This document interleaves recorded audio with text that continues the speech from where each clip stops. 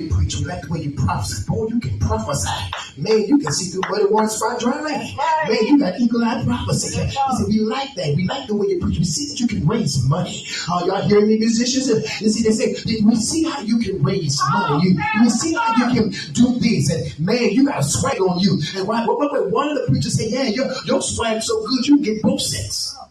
Come on, sir. Tell the story. Y'all quiet on me.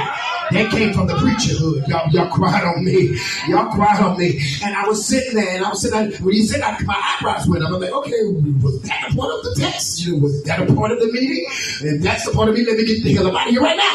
Because this is not what I'm trying to do. If I'm going to hell, I ain't going to hell with preachers. Are y'all hear what I'm saying? And no. If I'm going to hell, I'm not going to hell with no preachers. No.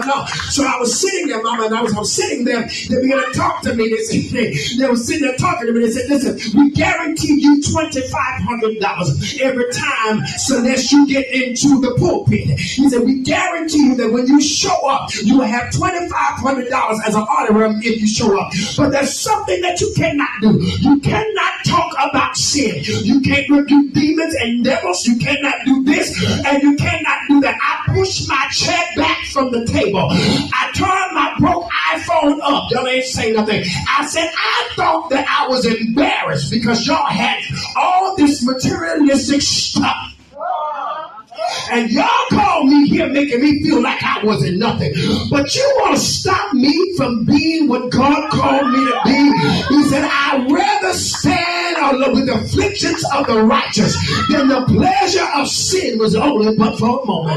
Watch this. The preacher said to me, he said to me, he's dead and gone now. He dead and gone now. The preacher was embarrassed right here. His death brought an embarrassment to his entire church. He said to me, he said, guess what, son, if you don't do it, he said, then I'll blackball you in this city. Now, I said, well, you better follow yourself, get your first class ticket one way back to Los Angeles. And everyone that tried to blackball me in LA, God didn't release me to the city until they died. Y'all ain't saying nothing to me. And I said, ding dong, the witches are dead, so make sure that you don't die next. I said, because if you think you're going to blackball me, the Bible says, I bless them that bless you. And I curse them that curse. They're going to talk to me. Watch and look at your neighbor and say, you can't mess with God's people. Watch this. He said, oh, this little nigga think he knows something. He don't know we run Atlanta.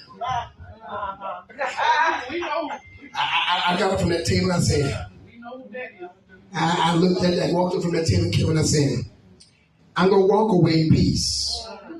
But I promise you, you won't live in peace. And before